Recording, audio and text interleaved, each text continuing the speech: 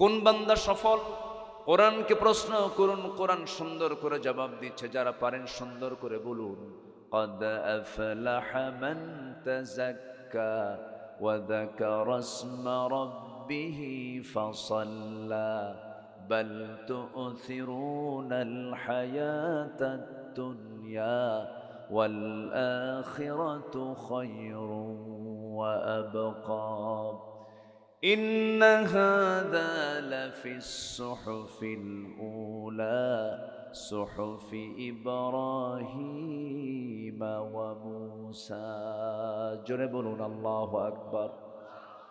সূরাতুল আ'লা আল্লাহ রাব্বুল আলামিন সুন্দর করে বলছেন, সফল তো সেই যে তার নফসকে শুদ্ধ করতে পেরেছে, নফসকে শুদ্ধ করতে পেরেছে এবং আল্লাহর জিকির যে ব্যক্তি ভালোভাবে করতে পেরেছে এবং নামাজকে যে কমপ্লিট করতে পেরেছে, তার চাইতে মহা সফল বান্দা এই দুনিয়াতে আর নাই। জোরে কোন সুবহানাল্লাহ।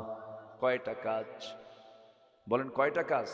তিনটা কাজ। নফসকে শুদ্ধ করা, কার জিকির করা? এই জিকিরটা করবেন কেমনে? কাজের মধ্যে, সকল কাজে কার হুকুম মেনে নেওয়া। আর আমার দেশের জিকির কি জানেন? খাজা আছে, আছে এরকম আছে। কত যে দরবার এই এলাকায় নাই, ঠিক আছে, কিন্তু এটার সংখ্যা কিন্তু কম না। আপনি সিলেট যান, চট্টগ্রাম যান, কুমিল্লা, কুষ্টিয়া যান, লালন, আরো কত কি আছে, এরকম বহু দরবারে যান। ওরা গাজাকে বেহেশতের গাছ কয়। গাজা কিসের গাছ?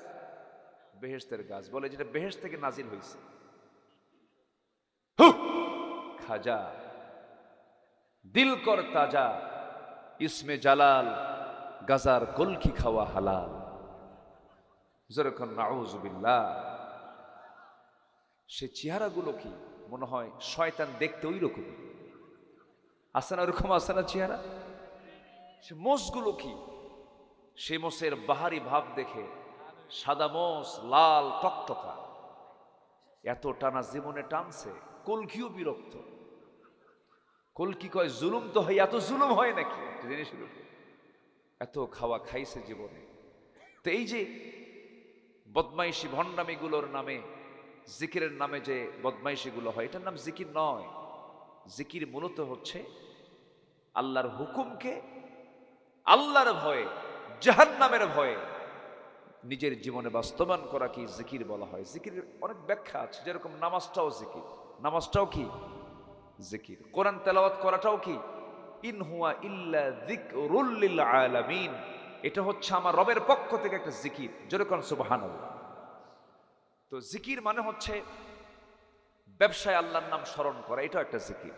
ফাইদা কুদিয়াতিস সালাহ ফান্তাশিরু ফিল আরদি ওয়াবতাগু মিন ফাদলিল্লাহ ওয়াযকুরুল্লাহা কাসীরা।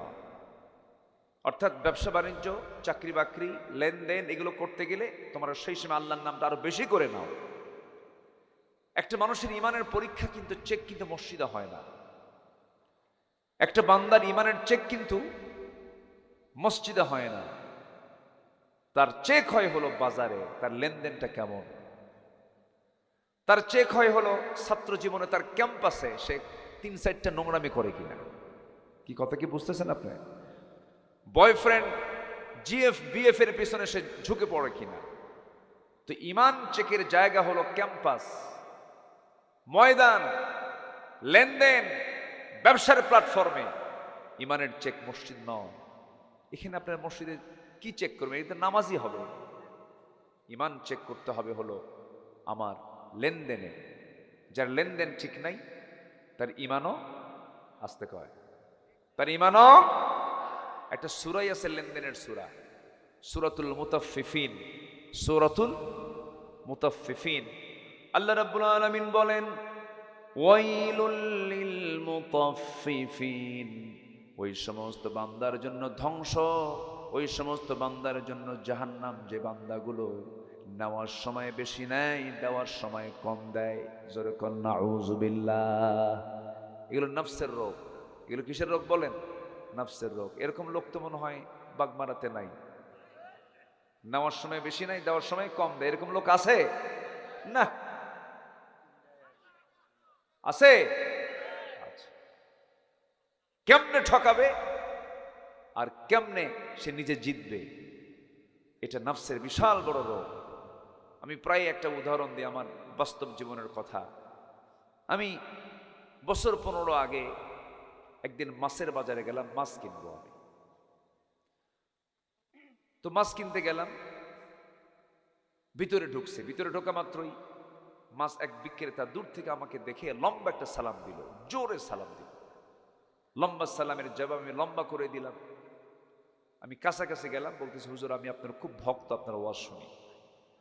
আচ্ছা ভালো কথা, আলহামদুলিল্লাহ। আমি বললাম আপনি আমার জন্য দোয়া করবেন। হুজুর আপনি আমার জন্য দোয়া করবেন। দোয়া বিনিময় হয়ে গেল। এবার বললাম ভাই আমার তো মাছ নিতে হবে। হুজুর নেন। খুব জোরাজোরি করতেছে না, তো মাছ আমি তার থেকে নেব, নিলাম। তো ওজন করতে নিয়ে দেখি সে ওই যে আগে তো পাল্লায় ওজন করতো, এক পাশে বাটখারা আর এক পাশে হলো পণ্য। তো দেখি যে বাটখারার সাইডের চাইতে যেদিকে মাছ, এটার ওজনটাই বেশি, একদম মাটির সঙ্গে লেগে যাচ্ছে, ওটা উঠে যাচ্ছে।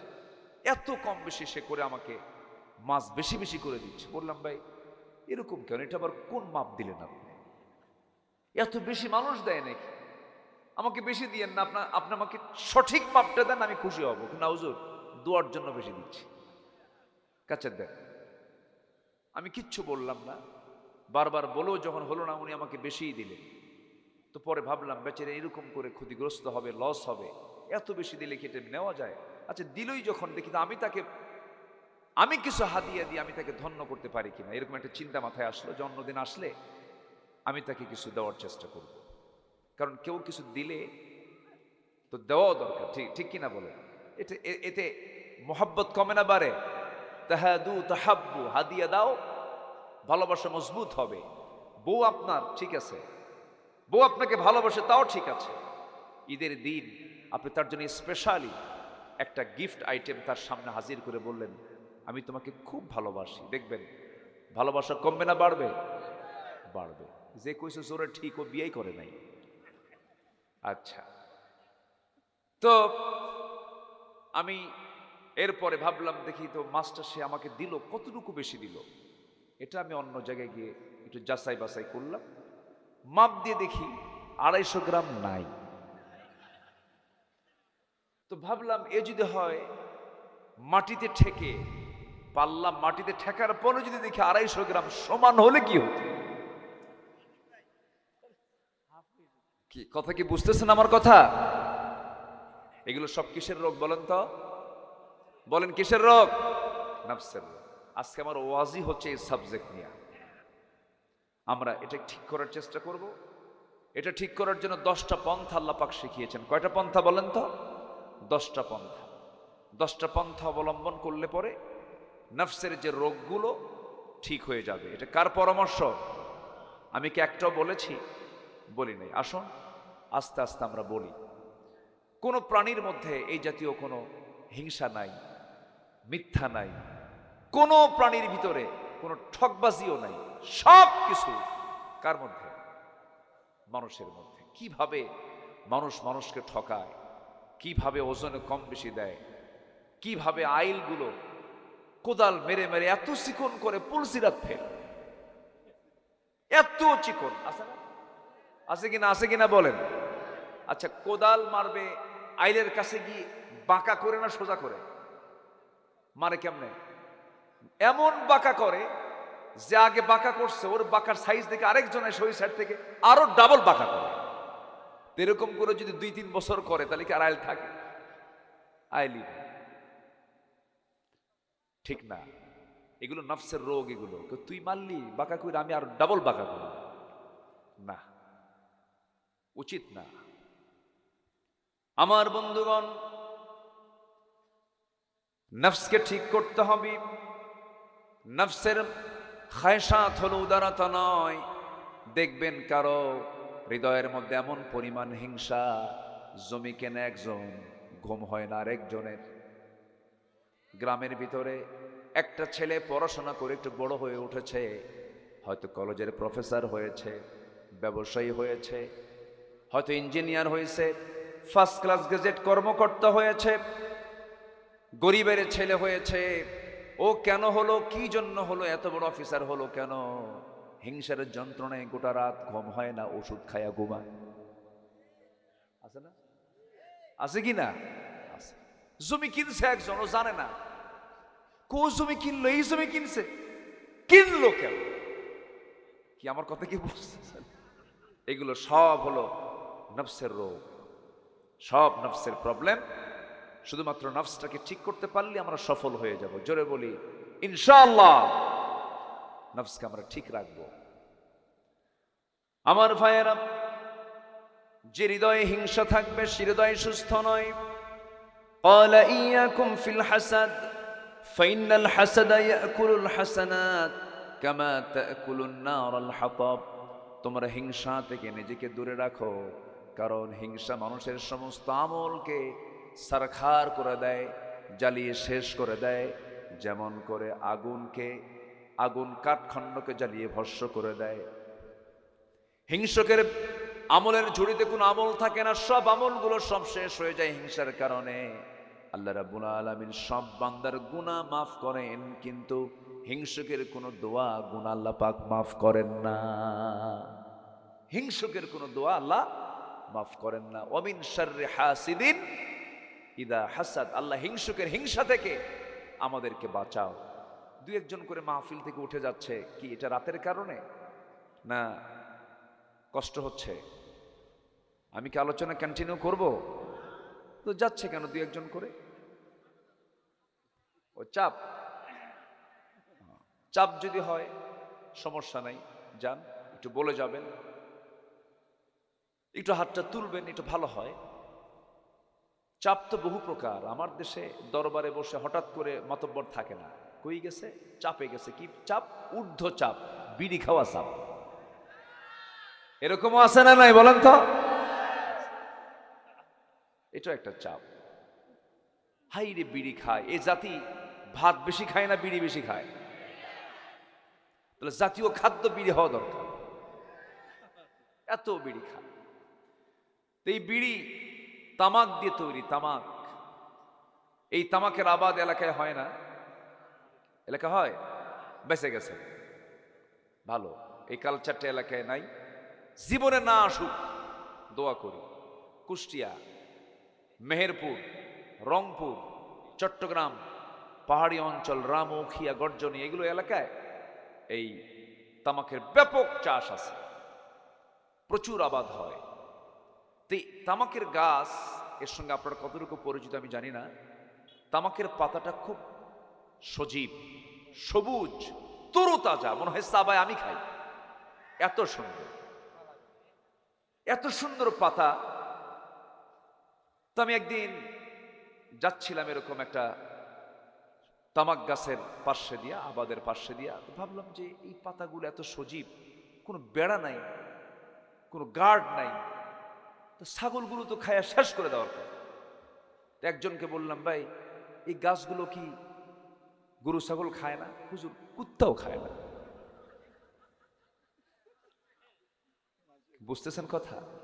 আচ্ছা, তাহলে তামাক এটার ক্ষতিকর দিক ছাগল বোঝে, গরু বোঝে, মহিষ বোঝে, চার পাও বোঝে, কয় পাও বোঝে না? কয় পাও বোঝে না? অথচ অবুঝ প্রাণীরা বোঝে। যারা অবুঝ, কোনো সেন্স নাই, ভালো মন্দ বিচারের ক্ষমতা নাই, ওই চতুষ্পদ জন্তু বোঝে এটা খেলে ক্ষতি আছে, খায় না। খায় কয় পাও? কি যে রাগ করতেছেন আপনারা, হুজুর কি যে দিচ্ছেন এগুলো, রাগ করতেছেন নাকি? এগুলো খায় মানুষ, অখাদ্য কুখাদ্য খায়। এটা কত বড় ক্ষতি! শুধু ক্যান্সার হসপিটালে যাবেন, ক্যান্সার হসপিটালে গেলেই টের পাবেন যে এটার ক্ষতিটা কি। লাংস পচে গেছে, ডাক্তাররা বলে এটার 1 নম্বর কারণ টোবাকো, তামাক। পান খান আপনি, পান খেতে সমস্যা নাই, পানের রস ভালো, কিন্তু পানের সাথে আবার হাকিমপুরি রহমতুল্লাহ আলাইহি কেন ওখানে তামাক ঢুকে, কাঁচা তামাক ঢুকে, কাঁচা মানে ওটা ডাইরেক্ট আর এটা পুড়ে পুড়ে খায়। মানুষ কিসে সব কিসের রোগ? নফসের। বলেন সব কিসের কিসের বলেন? জানে খারাপ, এরপরেও খায়। এজন্য আজকে আমি এমন একটা সাবজেক্ট ধরেছি যেটা ঠিক হলে সব ঠিক হবে। একদম আপনি ফ্রেশ হয়ে যাবেন, জান্নাত আপনাকে ডাকবে। জোরে বলেন সুবহানাল্লাহ। জান্নাত আল্লাহ আমাদের জন্যই বানাইছেন। জান্নাতে যাব না আমরা? নেশা এত ভয়ঙ্কর। আমি উত্তরবঙ্গের কুড়িগ্রামের না কোথায় যেন একটা মাহফিলে গিয়ে যখন জান্নাতের বর্ণনা দিচ্ছিলাম, জান্নাতের আলোচনা করছিলাম, জান্নাতে এই খাবার থাকবে, এই খাবার থাকবে, জীবনের শক্তি বাড়বে, মধুর ঝর্ণা, দুধের ঝর্ণা, এরপরে পানির প্রস্রবণীগুলো থাকবে, অনেক বর্ণনা দিচ্ছিলাম, জান্নাতের বর্ণনাগুলো দিচ্ছিলাম, হুর থাকবে, অনেক কিছু থাকবে। এক বুড়ো চাচার সামনে থেকে দাঁড়ায় বলে, হুজুর আপনি একটা জিনিস বাদ পড়ছে, হুজুর জান্নাতে কি বিড়ি থাকবে না? কি বুঝতেছেন কি? মানে ওর মানে নেশাই হয়ে গেছে হলো বিড়ি। ও জান্নাতেও বিড়ি চায়। সম্মানিত ভাইয়েরা, এই জন্য আমরা নফসকে ঠিক রাখবো। জোরে বলি ইনশাআল্লাহ। 10টা পন্থা। কয়টা পন্থা বলেন তো? একটু মনোযোগ দিয়ে কতগুলো শুনবেন, কাজে লাগবে। আমার মা বোন যারা আসছেন তারাও শুনবেন। মা বোনদের অন্য নেশা না থাকলে অন্তত ইন্ডিয়ার সিরিয়াল নেশাগুলো খুব ভালো আছে। তারা যদি একবেলা যদি বাদ থাকে দেখা, অন্য বেলায় কাজা সহ আদায় করে। এটা মেয়েদের এই নেচারটা ভালো না, এটা বাদ দিতে হবে। কি নাটক আছে না, খুব আসক্তি তাদের মধ্যে আছে। বাচ্চাগুলো নষ্ট হয়ে যাচ্ছে মাদের হাতে স্মার্টফোনের কারণে। আমি কি ভুল বলতেছি বলেন তো? মাদের স্মার্টফোন হাতে নিয়ে চলে, মার কতটুকু দেখে, মার থেকে ছিনতাই করে আবার বাচ্চা। এমন কান্না কান্দে, দে চোখ শেষ, কান শেষ, হার্ট শেষ, সব শেষ, ওর নিজেও শেষ। এগুলো সব কিসের রোগ? বলেন বলেন কিসের? নফসের। একজন নাচানাচি করতেছে, পরনারী পরপুরুষ নাচানাচি করছে, অর্ধলগ্ন দৃশ্য সে মিডিয়ার সামনে উপস্থাপন করছে, সে গুনাহগার হয়ে গেল। কিন্তু আপনি যে দেখলেন সে অভিনয় করলো, সে এক গুনাহগার, আপনি দেখলেন সমান গুনাহগার হয়ে গেলেন। নাউযুবিল্লাহ। এই চোখের হেফাজত করতে হবে, এই কানকে হেফাজত করতে হবে, নফসকে হেফাজত করতে হবে। কুচিন্তা, কুপরামর্শ সবকিছু থেকে নিজেকে পরহেজ রাখার চেষ্টা করতে হবে। এর জন্য 1 নাম্বার, নফসের শুদ্ধতার জন্য 1 নাম্বার হলো দিল থেকে খালেস হৃদয়ে তাকে তওবা করতে হবে। কি করতে হবে বলেন? তওবা করতে হবে। তওবা করার জন্য সারা জীবন আপনি প্ল্যান মাফিক আকাম কুকাম করে ভাবলেন 70 বছর বয়স যখন হবে তখন তওবা করব, তওবা করে আল্লাহর সামনে হাজির হব না। তওবার কোনো সময় সীমা নাই, তওবার কোনো বয়সের কোনো বয়স সীমা নাই। তওবা করার জন্য আমার আল্লাহ তাআলা বান্দাকে বারবার বলেছেন, আমার রাসূল বলেন, আমি রাসূল নিজে সারা দিনে 112 বেশি বার তওবা করি। জোরে বলি সুবহানাল্লাহ।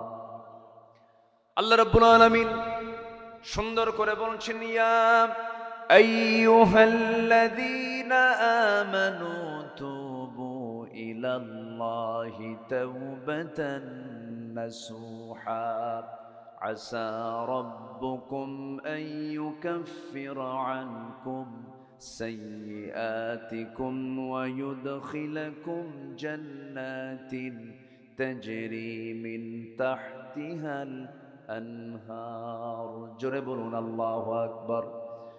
তোমরা আল্লাহর কাছে তওবা করো, তওবার মতো তওবা তোমরা করো।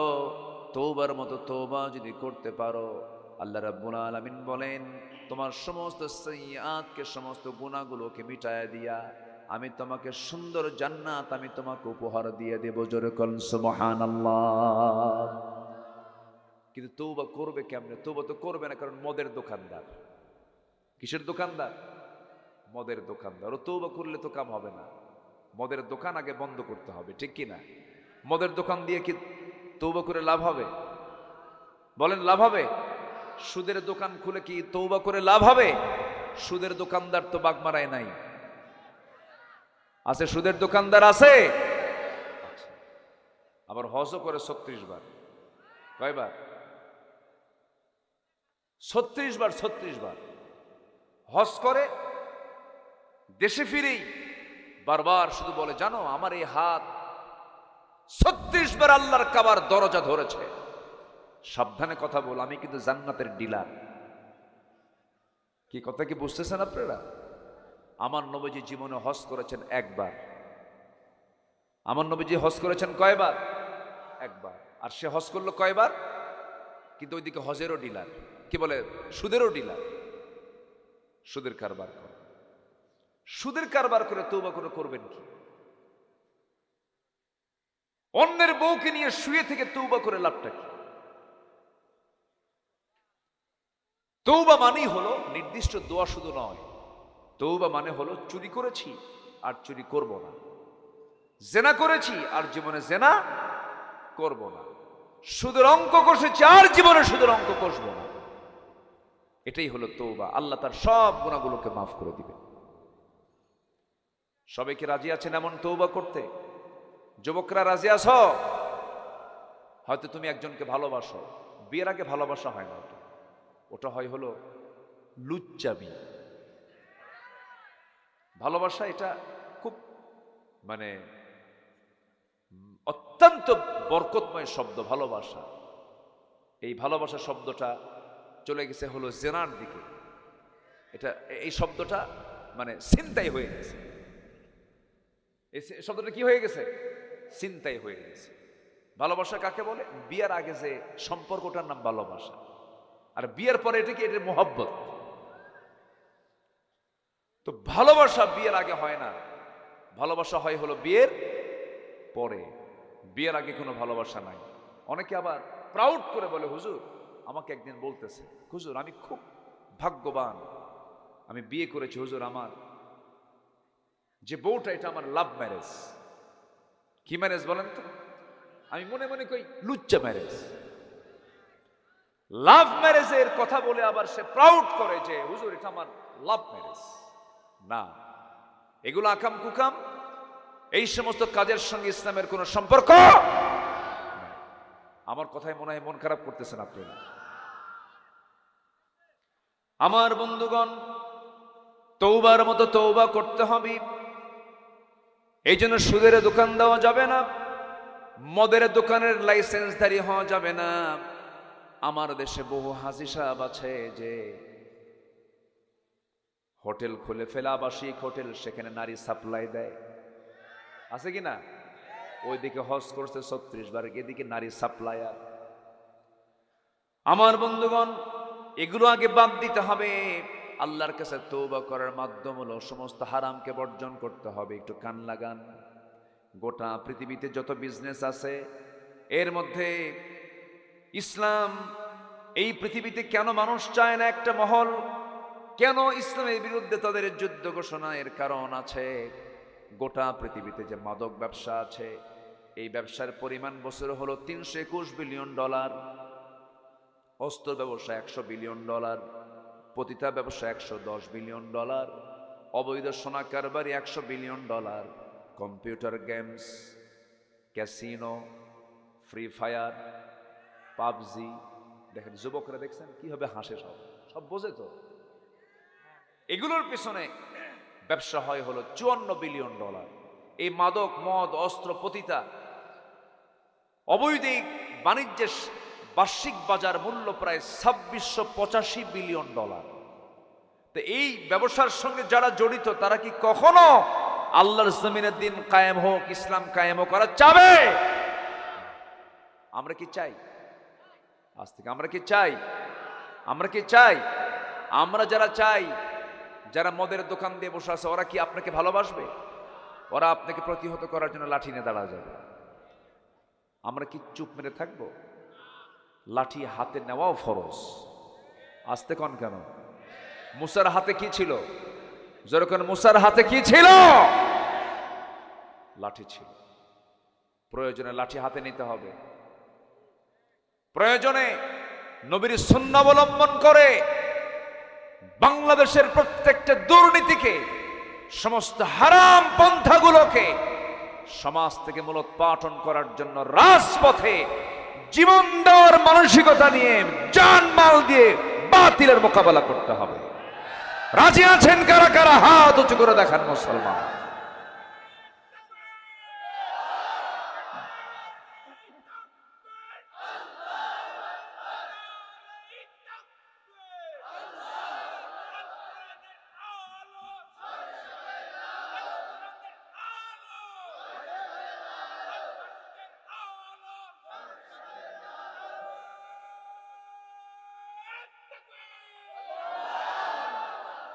আল্লাহ কবুল করুন, জোরে বলি আমিন।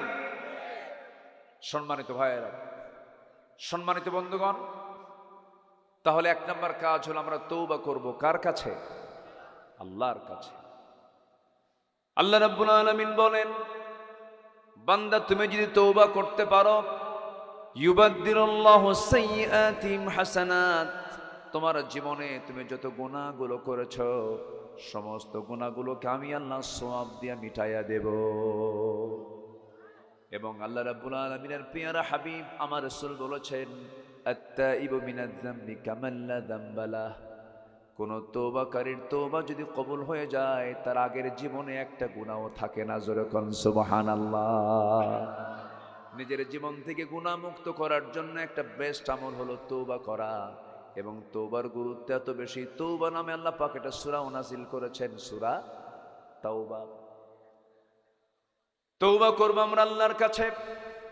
এক সাহাবীর কথা মনে হয়ে গেল, মহিলা সাহাবী জিনা করে ফেলেছেন, জিনার ফলে তার পেটে বাচ্চাও চলে আসছে।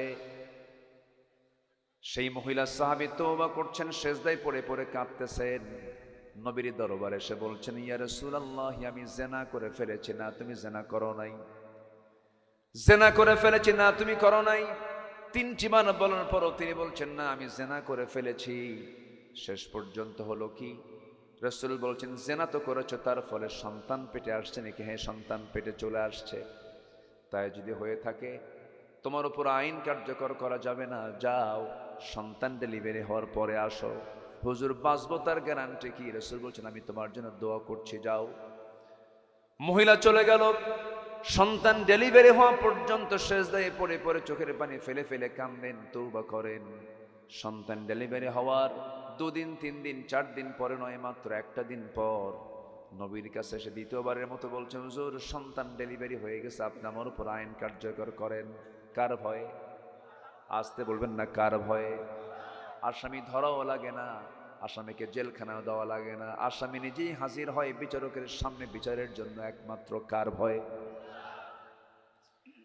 আমার বন্ধুগণ, আমার নবীজি বলছেন, সন্তান তো ডেলিভারি হয়েছে, সন্তানটা জীবিত না মৃত? হুজুর সন্তান তো জীবিত। হাউলাইনে কামিলাইন, 2টা বছর দুধ তোমাকে খাওয়াতেই হবে, তার হক তোমার স্তনে আছে, যাও দুধ পান করাও। হুজুর বাঁচবো কেমনে, তার গ্যারান্টি কি? রাসূল বলছেন, দোয়া করি তোমার জন্য। মহিলা চলে গেলেন, সন্তানকে দুধ পান করানো শুরু করলেন। 6 মাসের মাথায় সন্তানকে টোটালি দুধ অফ করে দিয়া অন্য খাবারের প্র্যাকটিস গড়ে তুলে ধীরে ধীরে সন্তানকে টোটালি দুধ বন্ধ করে 6ষ্ঠ মাসের মাথায় ওই সন্তানকে কোলের মধ্যে করে নিয়ে 3য়বারের মতো এসে বলছি, ইয়া রাসূলুল্লাহি, এই যে সন্তান, এই সন্তান আমার বুকের দুধ ছাড়াও সে পৃথিবীতে বাঁচতে পারবে। অন্য খাবার খাওয়া সে শুরু করেছে, শিখতে পেরেছে, শিখে নিয়েছে, আমি ছাড়াও সে বাঁচবে পৃথিবীতে। দয়া করে আমাকে আজকার ফেরত দিবেন না। আজকে আমার উপরে আপনি আইনটা কার্যকর করে দেন, বিধানটা কার্যকর করে দেন। আমি চাই আমার জিনার শাস্তি দুনিয়াতে হয়ে যাক, আখিরাতে আমি জিনাকারীর কাতারে যেন না দাঁড় হই, এই জন্য দুনিয়াতে আমি শাস্তি পেতে চাই। কার ভয়? আসতে বলবেন না, কার ভয়? আল্লাহর ভয়। আমার নবীজি হাতটা আগায়া দিলেন, সন্তানটা কোলের মধ্যে নিয়ে বলছেন, ও সাহাবীরা, এই যে সন্তান আমার কোলে দেখতে পাচ্ছে, এই সন্তানের লালন পালনের দায়িত্ব যে বান্দা গ্রহণ করবে, ফাহিয়া ফিল জান্নাতি কাহাতাইন, জান্নাতের ভিতরে 2 নখের দূরত্ব অবস্থান করবে। এই কথা বলার সঙ্গে সঙ্গে কয়েকজন সাহাবী চলে আসলেন, একজনের কোলে সন্তানকে উঠায়া দিলেন, উঠায় দেওয়ার পর আমার নবীজি বললেন, যাও এই মহিলাকে নিয়ে যাও, নির্দিষ্ট আইন অনুযায়ী বুক পর্যন্ত পুঁতে রেখে তাকে পাথর মেরে শেষ করে দাও। জিনার শাস্তি ইসলামে আছে না নাই বলেন? আছে। এই শাস্তি দিয়েছেন যিনি, তিনি আমার কে বলেন? বান্দার প্রতি বান্দার দয়া বেশি না আল্লাহর দয়া বেশি? এই সমস্ত আইনের বিরুদ্ধে কথা বলার মতো কিছু কুলাঙ্গান আমার দেশে আছে না নাই বলেন? বলে যেটা তো মধ্যযুগীয় আইন, মানুষকে কতল করা, হত্যা করা, এটা মধ্যযুগীয় আইন, অনেক অনেক বড় অপরাধ এটা। এই সমস্ত আইন মানা যায় না। এই সমস্ত কথা বলবে যারা, তাদের কি ঈমান আছে? আজ তাদের কি ঈমান আছে? আমার দেশে বহু নাস্তিক চেতনার এরকম লোক আছে। সম্মানিত ভাইয়েরা, আমার নবীজি বললেন, যাও নিয়ে যাও। সাহাবে কেরাম পাথর মারছিলেন, একজন সাহাবী পাথর মারলেন, ওই মহিলার শরীর থেকে ফিনকি দিয়ে রক্ত এসে তার হাতে লাগলো। সাইয়েদনা আলী রাসূলকে এসে বলছেন, ইয়া রাসূলুল্লাহ, আমরা যখন তাকে পাথর মারছিলাম তার শরীর থেকে কয়েক ফোঁটা নাপাক রক্ত আমার গায়ে এসে লাগলো। রাসূল বলছেন, তুমি কার রক্তকে নাপাক রক্ত বলো? তুমি কার রক্তকে তুমি নাপাক রক্ত মনে করে নাক শিকায় তোলো, নাসিকা কুঞ্চিত করো? তুমি কি জানো ওই মহিলার জীবনের শেষ সময় পর্যন্ত যে পরিমাণ তওবা করেছে, এই তওবা যদি এই মদিনার ৭০ জন গুনাহগারদের মাঝে যদি বন্টন করে দেওয়া হতো, প্রত্যেকের গুনাহ মাফ করে আল্লাহ রাব্বুল আলামিন ৭০ জনকে জান্নাত দিয়ে দিতে। আমার নবীজি বলছেন, যা হয়েছে হয়েছে, আর কিছু বলতে যেও না, জানাজার আয়োজন করো।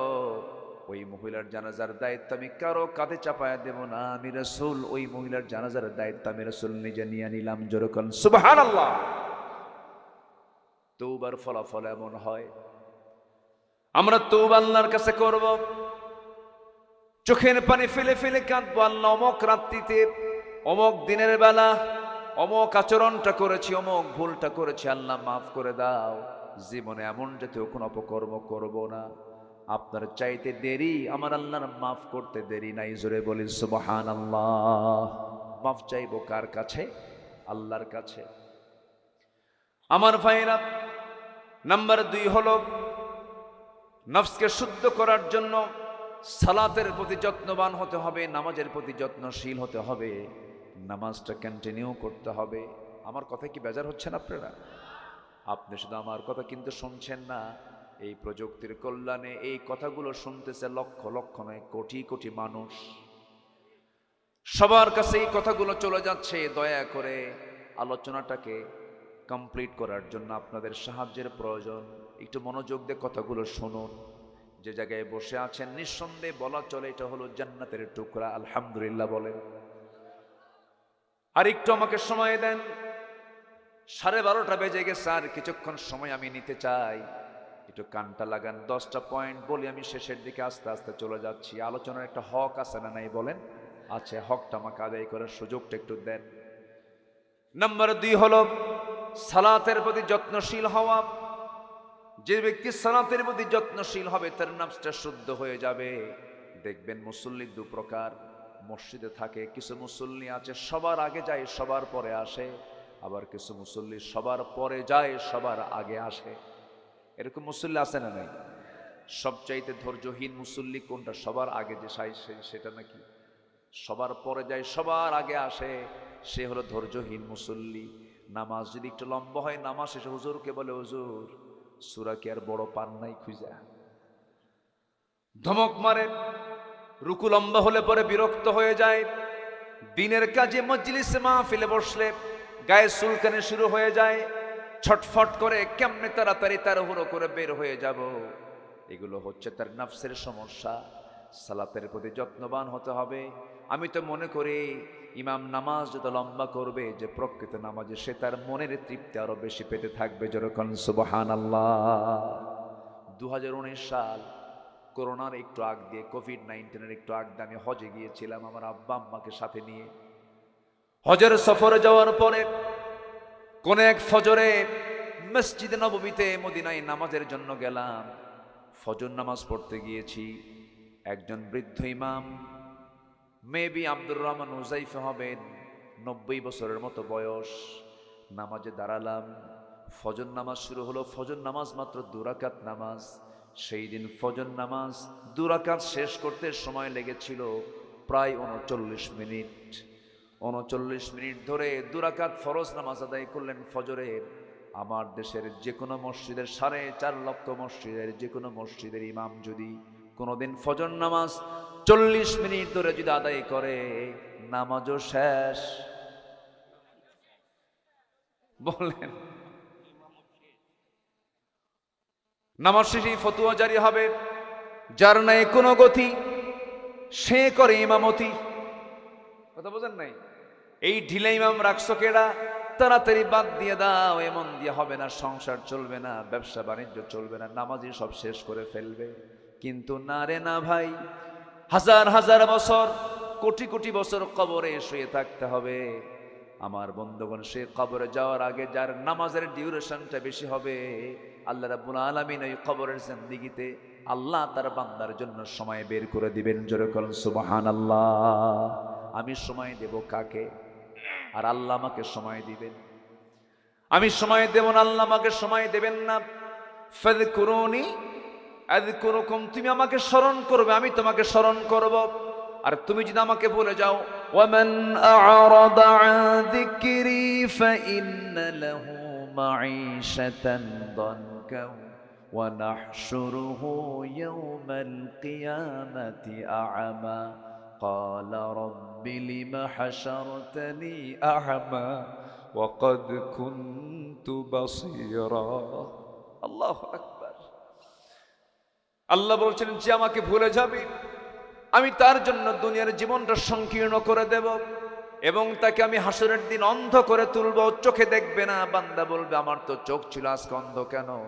আল্লাহ বলবেন, আমি তোকে চোখ দিয়েছিলাম, আজকে তোকে অন্ধ করে তুলেছে। এর কারণ হলো দুনিয়ার জিন্দেগিতে তুই আমাকে ভুলে গিয়েছিলি, ও কাযালিকাল ইয়াওমা তুনসা, এই জন্য আজকে তোকে আমি ভুলে গেলাম।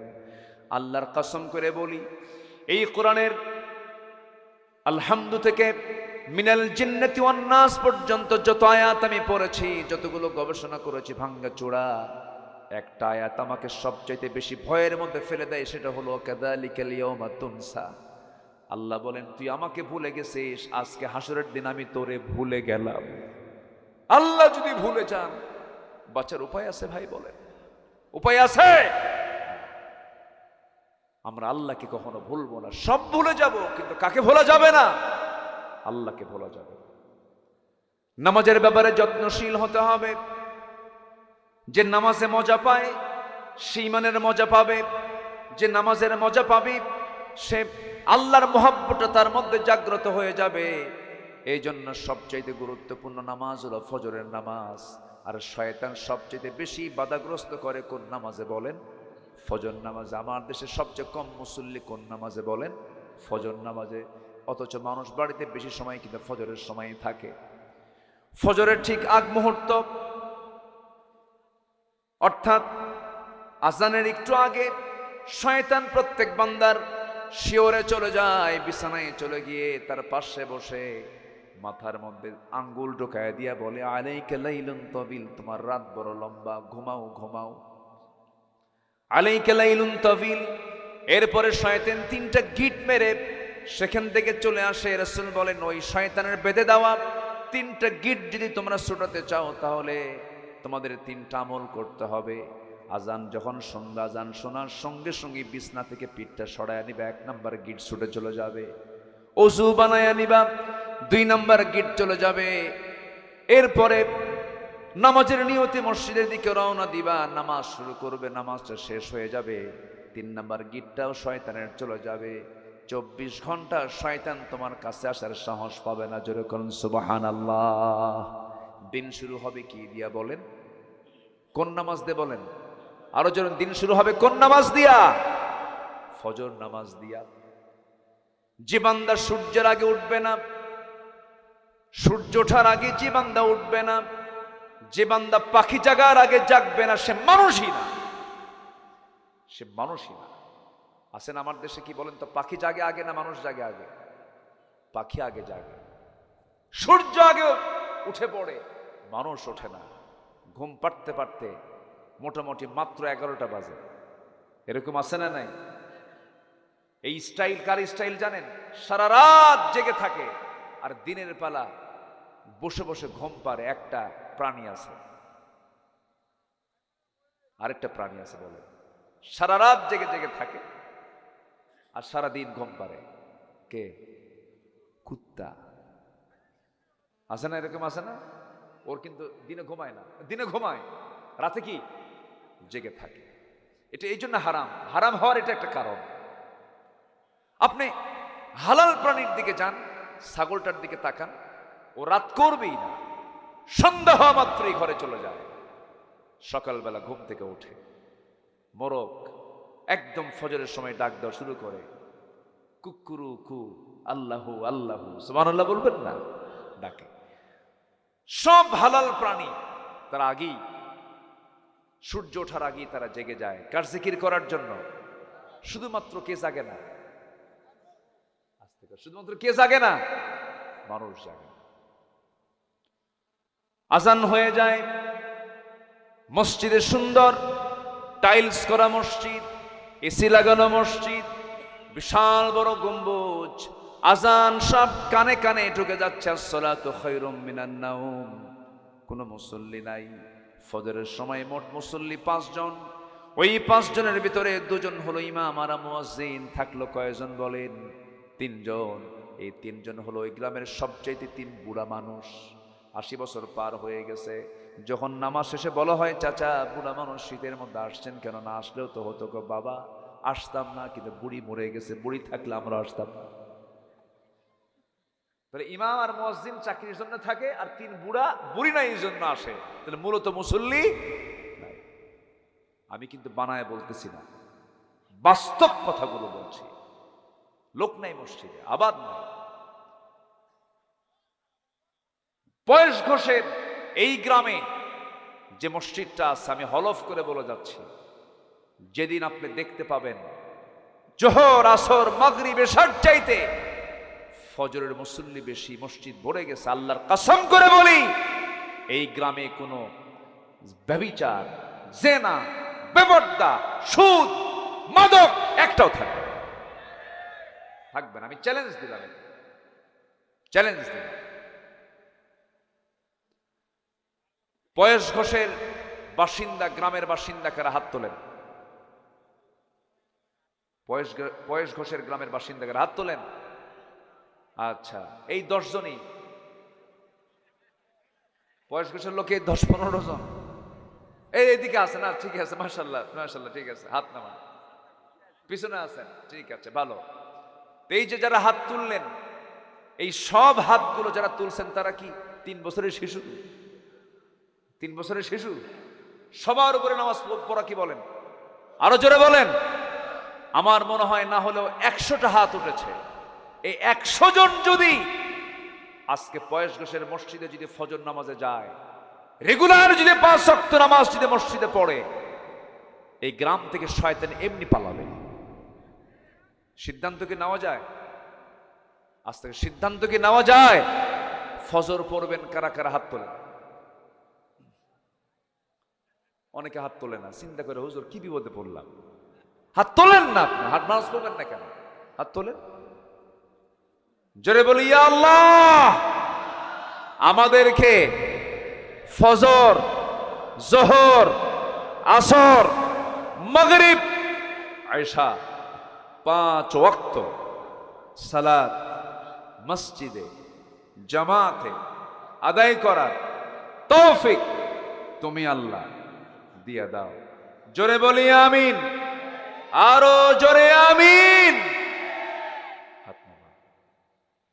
তখন আর পয়েস ঘোষ হবে না, তখন হবে পয়েস কি?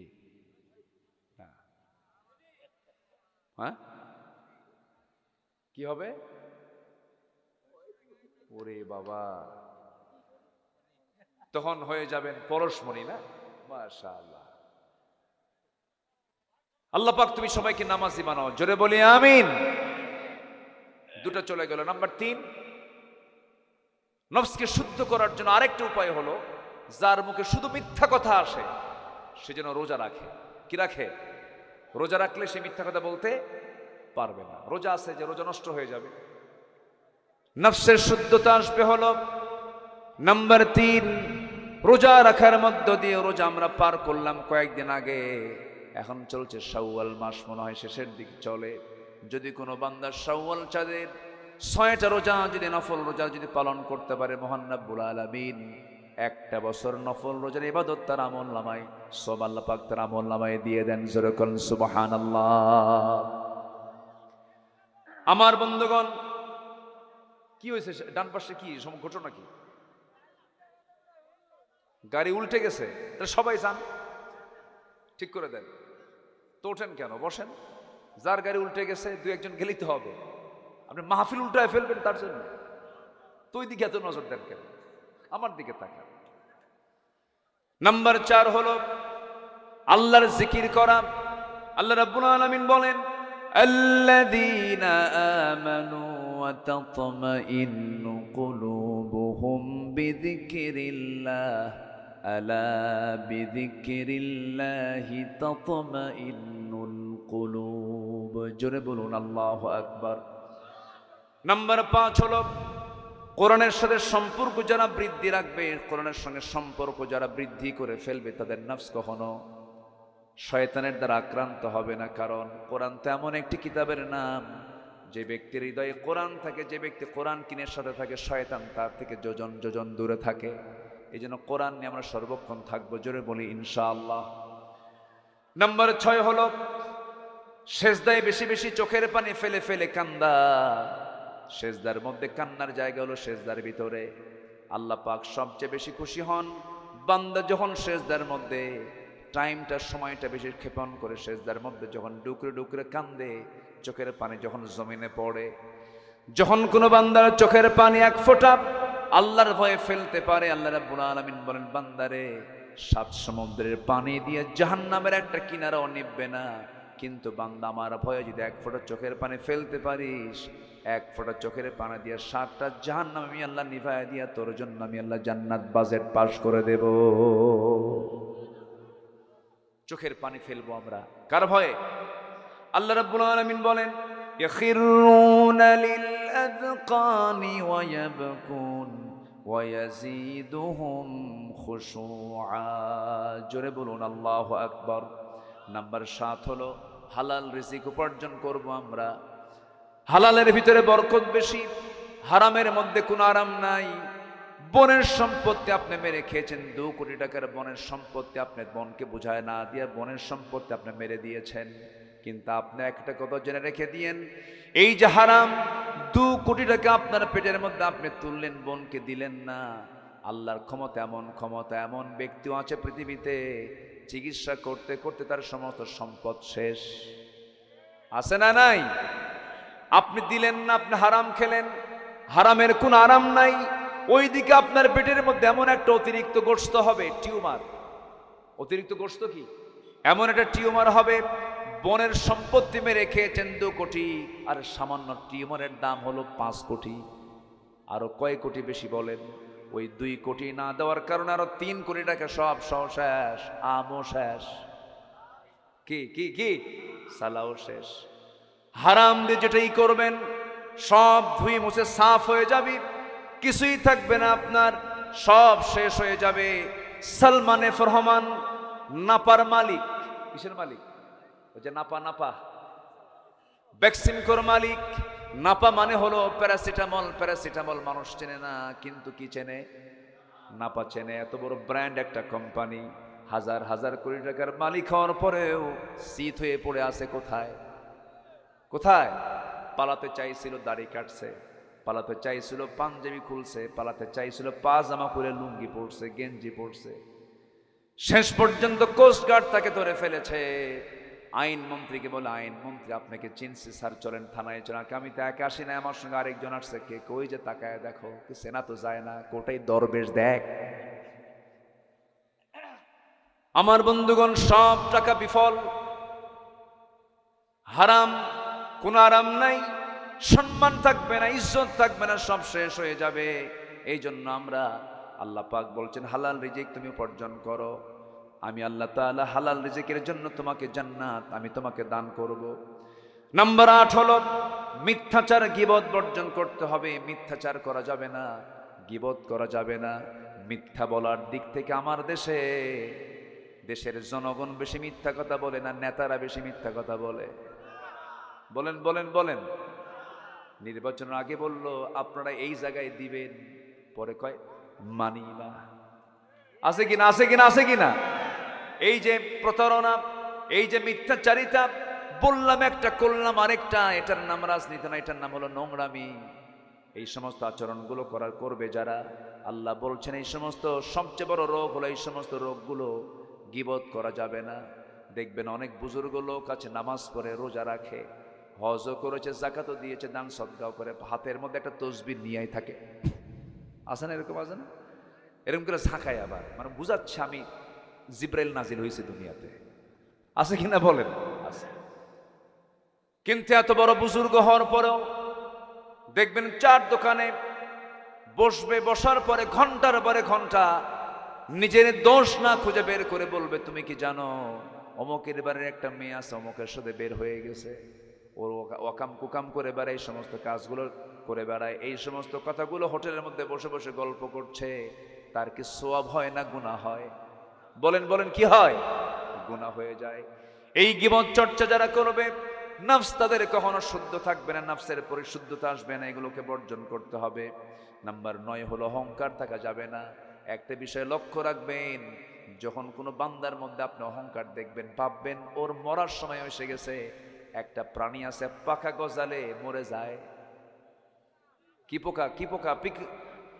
ওই পোকা ভালোই থাকে, কোনো সমস্যা নেই, কিন্তু যখনই পাখা গজায় কিসের কাছে যায়?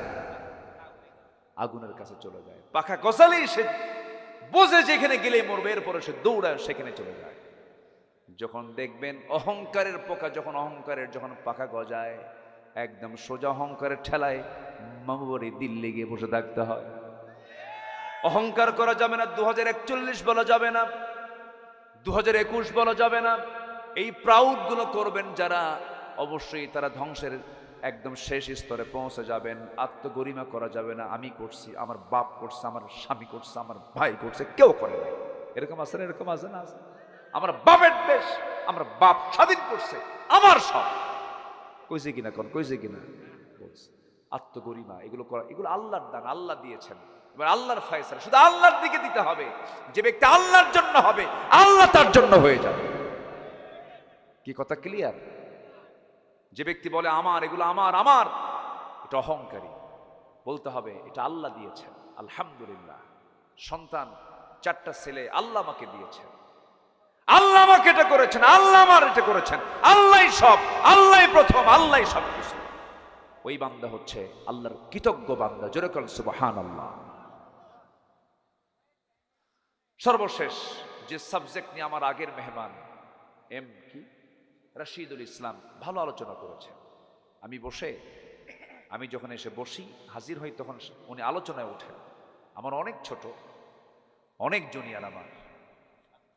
তো উনি যে সাবজেক্ট নিয়ে কথা বলেছেন তাকওয়ার উপরে, এই সর্বশেষ হচ্ছে তাকওয়া অর্জন করা। অর্থাৎ তাকওয়া মানে হলো বেঁচে থাকা। কি বেঁচে থাকা? সকল হারাম থেকে নিজেকে গুটিয়ে রাখা। এই অর্জন যারা করবে সে নফসের শুদ্ধতা অর্জন করতে পারবে। এই 10টা বিষয় আল্লাহ পাক আমাদের জীবনে আমল করার তৌফিক দান করুন। আমি বাংলাদেশের যত থানায় গিয়েছি, যতবার গিয়েছি, আমার মনে হয় সবচাইতে বেশি আমি যে থানায় বেশি মাহফিল করেছি তার নাম হলো বাগমারা। আমি প্রচুর এসেছি, এরপরেও আপনাদের তীব্র ভালোবাসা, তীব্র আকাঙ্ক্ষা আমাকে মুগ্ধ করে। আমি খুব আনন্দিত আপনাদের এই ভালোবাসা, মুগ্ধতায়। আমি চিরকৃতজ্ঞ আপনাদের কাছে। বাগমারার মানুষ ইসলাম প্রিয়, বাগমারার মানুষ দিন প্রিয়। বাগমারার মানুষের ভিতরে একটা যোগ্যতা আছে, সেটা হলো যা বলে তা করে ছাড়ে। বলি আলহামদুলিল্লাহ। মুনাফিকি ভাবটা আমি একটু কম পাই আপনাদের আচরণের ভিতরে। আমরা তো চলাফেরা করলে, মানুষের মধ্যে চলাফেরা করলে টের পাওয়া যায়। আলহামদুলিল্লাহ। আল্লাহ আপনাদেরকে দ্বীনের জন্য কবুল করুন। জোরে বলি আল্লাহুম্মা আমিন। কিছু লোক তো থাকবেই খারাপ, কিছু আবু জেহেল থাকবে না, কিছু আবু জেহেল থাকবে। খারাপ না থাকলে ভালোর মূল্যায়ন হয় না, খারাপ না থাকলে ভালোর মূল্যায়ন হয় না। এই জন্য কিছু খারাপ থাকবে, এটা স্বাভাবিক।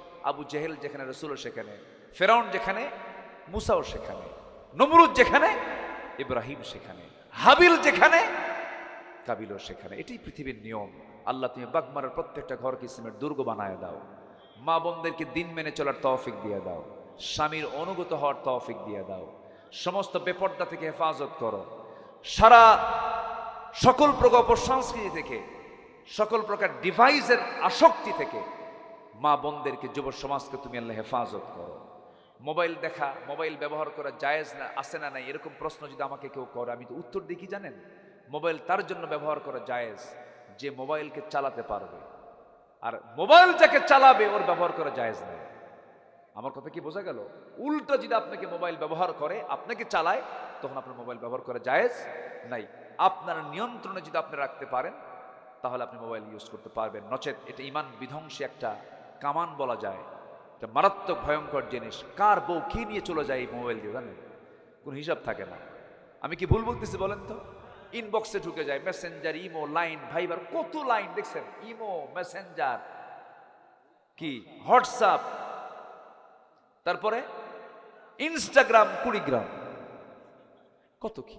তো এই সমস্ত মানে ইনবক্সে আপনার নারীকে গিয়ে যদি আপনি ইনবক্সে নক করেন, কোন নারীর ইনবক্সে নক করা মানে তার বেডরুমে ঢুকে যাওয়া, মারাত্মক অপরাধ। এগুলো থেকে বাঁচতে হবে যুবকরা। আমি কথাগুলো তোমাদেরকে হয়তো বা ধাক্কা মেরে বললাম, কিন্তু ধাক্কা না দিলে তো সতর্ক হওয়া যায় না। আল্লাহ তুমি সবাইকে বোঝার তৌফিক দাও, জোরে বলি আল্লাহুম্মা আমিন। জি জি, সঙ্গীত সবই হবে, একটু বসেন। আমাকে তো পড়ন্ত বেলায় উঠাই দিয়েছেন, পড়ন্ত বেলা, শেষ বেলা, একটু মাঝের বেলা উঠাই দিলে খুব ভালো হতো। মানে শেষ রাত্রে ওয়াজ করা মানে কি জানেন? পাগলির সাথে ঘর সংসার করা, বুঝলেন? এই হচ্ছে অবস্থা। এখন এই যে আমার সামনে, আমি যখন আলোচনা উঠছে তখন থেকে দান আসা শুরু হয়েছে। যদি এটা শুরু করতাম, সামনে একটা লোকও পাইতাম, সব চলে যেতাম আপনারা, কারণ আপনারা আলোচনা শুনতে এসেছেন, অনেক রাত হয়েছে। তো এটা তো একটা একটা করে যদি বলতে, যারা যদি দোয়া করি প্রত্যেকের জন্য, তাহলে তো ফজরও হবে না, ফজরও পার হয়ে যাবে। এখন এটা কি করব বলেন? আচ্ছা, আপনারা দিয়েছেন তো নাকি? এখানে একটা মাদ্রাসা নির্মাণ হয়ে, মাদ্রাসা কি নতুন? নতুন মাদ্রাসা, নতুন মাদ্রাসা আজকে এটা আমরা মাহফিলের মধ্য দিয়ে প্রকাশ হলো, বলি আলহামদুলিল্লাহ। এই মাদ্রাসাকে তুমি আল্লাহ কবুল করো। আচ্ছা, মাদ্রাসা বানানো হলো কিন্তু ছাত্র নাই, কাম হবে?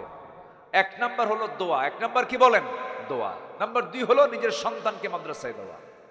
এই দুটো আগে লাগবে, আগে দোয়া লাগবে, এরপরে কি? ছাত্র লাগবে। নাম্বার 3 হচ্ছে এই প্রতিষ্ঠানগুলো পরিচালনার জন্য একটু লাউ, কদু এগুলো বেচে কিছু কিছু টাকা পয়সা, আমার মাদের ডিম বেচা টাকা, মাদের তো ডিম বেচা টাকার বরকত অনেক, জানেন? মুরগি বেচার, ডিম বেচার টাকা যদি দেয়, এই বিশাল ব্যাপার। দানের দিক থেকে মহিলায় গিয়ে না পুরুষে গিয়ে? মহিলারা, ওরা ওরা যা থাকে তাই দিয়ে দেয়, আর পুরুষরা খালি হিসাব করে। পুরুষরা কি করে? হিসাব করে। মাদের মধ্যে দানের প্রবণতা অনেক বেশি, মহব্বতে কানের ফুলও দিয়ে দেয়, নাকের ফুল দিয়ে দেয়, কানের দুলও দিয়ে দেয়। এটা মাদের ভিতরে কিন্তু এই দানের প্রবণতাটা আছে। আল্লাহ তুমি এলাকার মাদেরকে মাদ্রাসা মুখী হৃদয়ে বানিয়ে দাও, জোরে বলি আল্লাহুম্মা আমিন।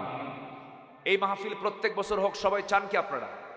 সবাইকে আপনারা চান তো? এই মাহফিলটা প্রত্যেক বছর হবে, এর জন্য আমি শুধু একটা, যেহেতু প্রথম মাহফিল, মাদ্রাসার মাহফিল, আমি একটা মানে ভালো একটা জিনিস আমি আজকে উদ্বোধন করে দিয়ে যাচ্ছি। আমি কোরআন কয় পারা? কোরআন কয় পারা? আমি 30 জন ভাইকে দেখতে চাই, 30 জন ভাই কোরআনের এই পারার বরকত, একটা করে পারা নিবেন। এই মাহফিল যতদিন চলবে, আপনার আমৃত্যু মাহফিল আসার আগে মাদ্রাসাকে মোহাব্বত করে, আল্লাহর কোরআনকে মোহাব্বত করে একটা করে 1000 টাকা দিবেন।